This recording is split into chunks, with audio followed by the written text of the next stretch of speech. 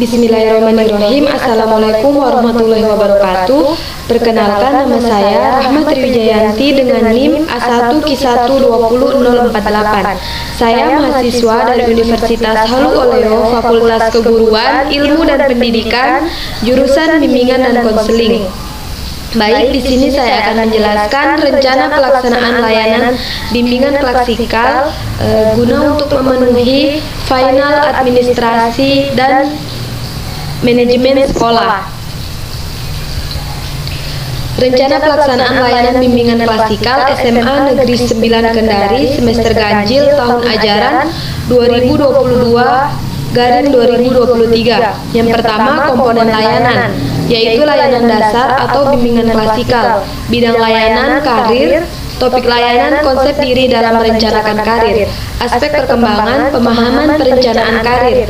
Durasi pelaksanaan 1x45 menit, capaian layanan, mengembangkan konsep diri dan perencanaan karir siswa secara rasional, serta mengetahui tujuan, metode, dan langkah-langkah yang tepat dalam melakukan perencanaan karir.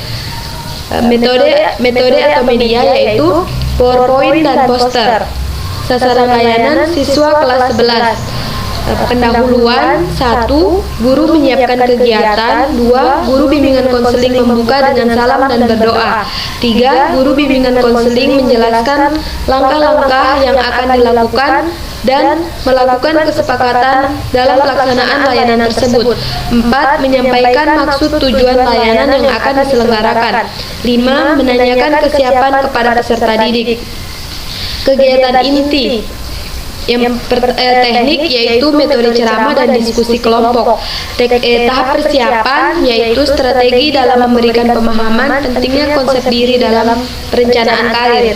Tahap persiapan yang pertama, guru BK terlebih dahulu menjelaskan tentang apa yang dimaksud dengan konsep diri dan perencanaan karir. Kedua, guru BK memberikan penjelasan mengenai metode dalam merencanakan karir. 3. Guru BK memberikan pemahaman terkait langkah-langkah yang tepat dalam merencanakan karir. Tahap pelaksanaan yang pertama, guru BK melakukan pengecekan terhadap kesiapan peserta didik. 2. Guru BK menampilkan materi PowerPoint dan poster. 3. Peserta didik mengikuti petunjuk arahan sesuai dengan kesepakatan di awal. 4. Guru BK menjelaskan materi pemaparan tentang konsep diri dalam merencanakan karir. 5. Peserta didik mencermati materi yang dijelaskan oleh guru BK tersebut. 6. Guru BK melakukan sesi tanya jawab kepada peserta didik terkait hal yang belum dipahami. Penutup yang pertama, guru BK memberikan ulasan materi mengenai konsep diri dalam merencanakan karir. 2. Guru BK menyampaikan materi yang akan datang. 3. Guru BK mengakhiri kegiatan dengan mengucapkan terima kasih dan salam. Evaluasi yang pertama, evaluasi proses, yaitu memperhatikan aktivitas peserta didik dalam mengikuti kegiatan tersebut. 2. Memperhatikan bagaimana cara peserta didik memberikan penjelasan terhadap pertanyaan guru BK. Yang kedua, evaluasi hasil. Yang pertama, dapat melihat sampai di mana kemampuan peserta didik, capaian pemahaman dalam kegiatan materi layanan tersebut, sebagai bahan evaluasi pemahaman tentang konsep diri dalam merencanakan karir. 2. Peserta didik mengisi refleksi kegiatan yang sudah disiapkan oleh guru BK. Refleksi kegiatan yang pertama, bagaimana perasaan peserta didik dalam suasana pertemuan tersebut. Kedua, bagaimana tanggapan peserta didik mengenai topik yang dibahas, yaitu tentang konsep diri dalam merencanakan karir. 3. Peserta didik memberi kesimpulan bagaimana guru BK dalam menyampaikan materi tersebut. Apakah mudah dipahami atau ada yang kurang dipahami? Silahkan diberikan penjelasannya. 4. Bagaimana tanggapan peserta didik mengenai langkah-langkah dalam merencanakan karir. Dan yang terakhir, apakah peserta didik sudah dapat memahami konsep diri dalam merencanakan karir? Adapun lampiran materi layanan, yang pertama, pengertian perencanaan karir. Menurut Corey dan Corey tahun 2006, perencanaan karir merupakan suatu proses yang mencakup penjelajahan pilihan dan persiapan diri untuk sebuah karir.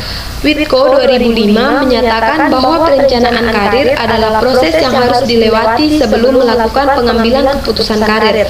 Perencanaan karir menjadi suatu hal yang penting karena dengan adanya perencanaan karir maka akan mengurangi ketegangan dan ketakutan individu dalam mencari informasi karir, pengambilan keputusan akan karir yang diinginkan. Menurut Supriyatna tahun 2009, perencanaan karir adalah aktivitas siswa yang mengarah pada keputusan karir masa depan. Aktivitas perencanaan karir sangat penting bagi siswa, terutama untuk membangun sikap dalam menempuh karir masa depan. Tujuan utamanya adalah siswa memiliki sikap positif terhadap karir masa depan, terutama bidang karir yang diminatinya. Super tahun 1980 mengatakan perencanaan karir adalah proses pemikiran individu dalam pencarian informasi dan pemahaman diri serta berbagai aspek pekerjaan. Perencanaan diartikan sebagai sebuah proses penentuan kegiatan-kegiatan ataupun rencana yang akan dilakukan di masa mendatang.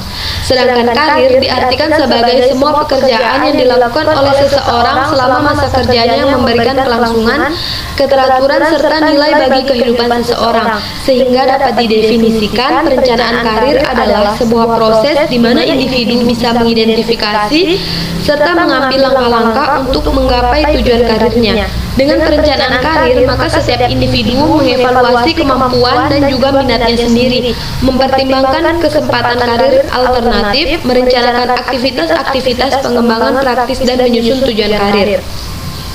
Yang kedua, pengertian konsep diri. Konsep diri pada seseorang adalah tanggapan individu terhadap keseluruhan dirinya. Tanggapan keseluruhan diri sendiri itu muncul akibat perasaan sebagai diri sendiri, pengalamannya sebagai orang tersendiri, walaupun ia melakukan berbagai macam perasaan dimanapun ia berada. Begitu pula orang lain menganggap ataupun mengetahui mengenal diri sebagai diri sendiri ataupun dia melakukan berbagai macam peranan di hadapan orang lain. Suherman tahun 2008 nomor 32 mengemukakan bahwa sertain bahwa konsep diri dalam taksiran individu dan perasaannya tentang siapa, apa, dan di mana ia berada. Hal itu adalah organisasi dinamis dari sistem kejiwaan individu yang menentukan kesatuan penyesuaiannya terhadap lingkungan. Selain itu, Nur Rahmah tahun 2002 mengemukakan konsep diri itu sebagai gambaran mental diri sendiri yang terdiri atas pengetahuan tentang diri sendiri, semua harapan dan penilaian terhadap diri sendiri.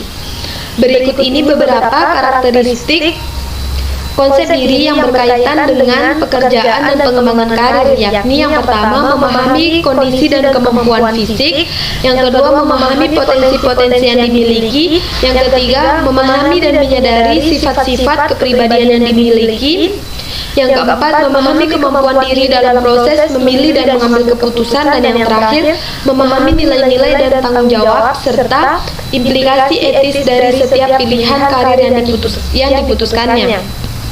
Ketiga, tujuan perencanaan karir.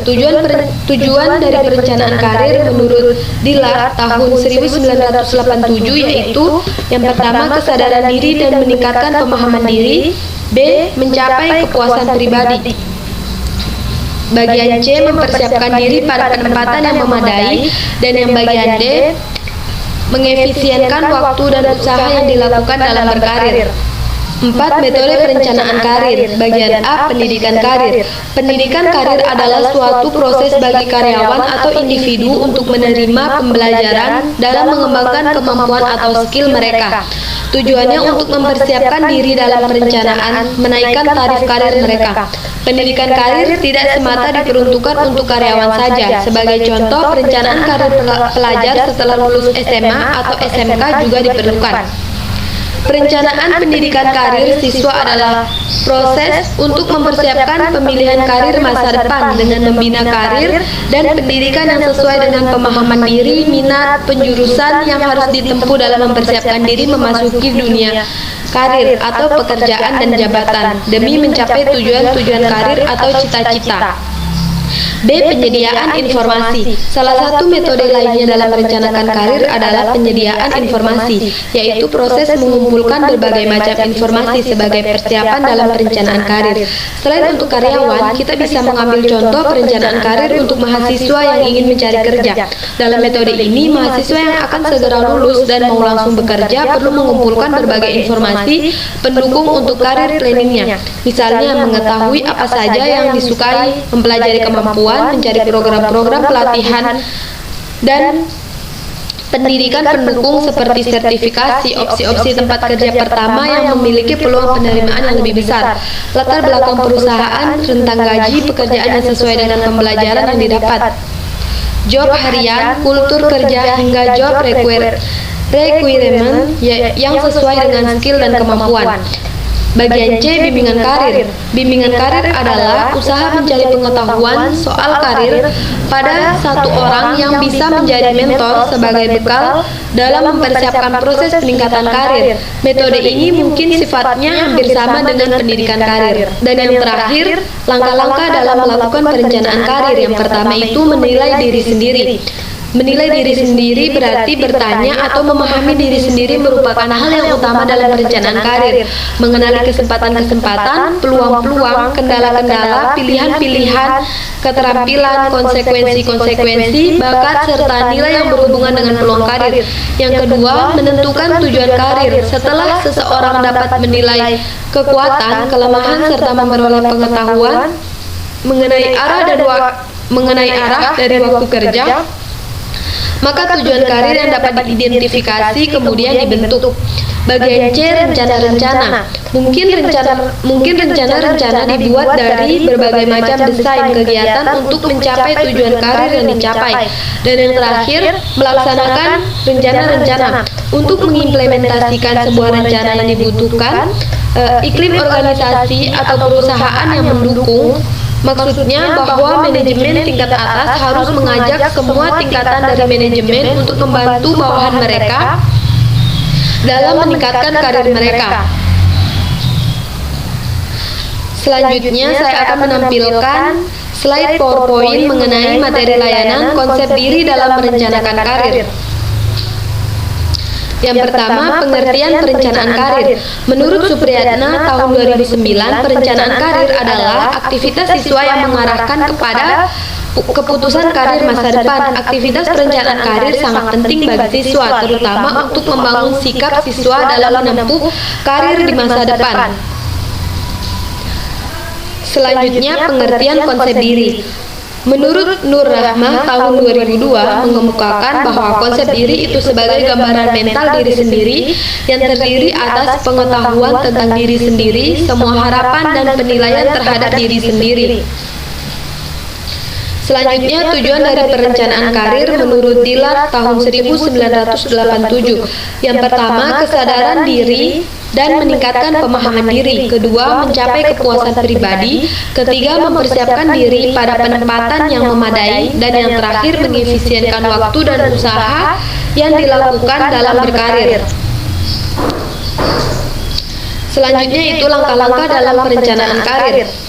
Bagian A, menilai diri sendiri. B, menentukan tujuan karir. C, rencana-rencana. Dan yang terakhir, melaksanakan rencana-rencana. Selanjutnya, metode perencanaan karir. Yang pertama itu ada pendidikan karir. Kedua, penyediaan informasi. Dan yang terakhir, bimbingan karir. Baik, jadi kesimpulannya adalah konsep diri pada seseorang adalah tanggapan individu terhadap keseluruhan dirinya. Tanggapan keseluruhan diri sendiri itu muncul akibat perasaan sebagai diri sendiri, pengalamannya sebagai orang tersendiri walaupun ia melakukan berbagai macam peranan dimanapun ia berada. Perencanaan karir adalah sebuah proses di mana individu bisa mengidentifikasi serta mengambil langkah-langkah untuk menggapai tujuan karirnya. Baik, yang terakhir saya akan menampilkan poster yang berkaitan dengan perencanaan karir.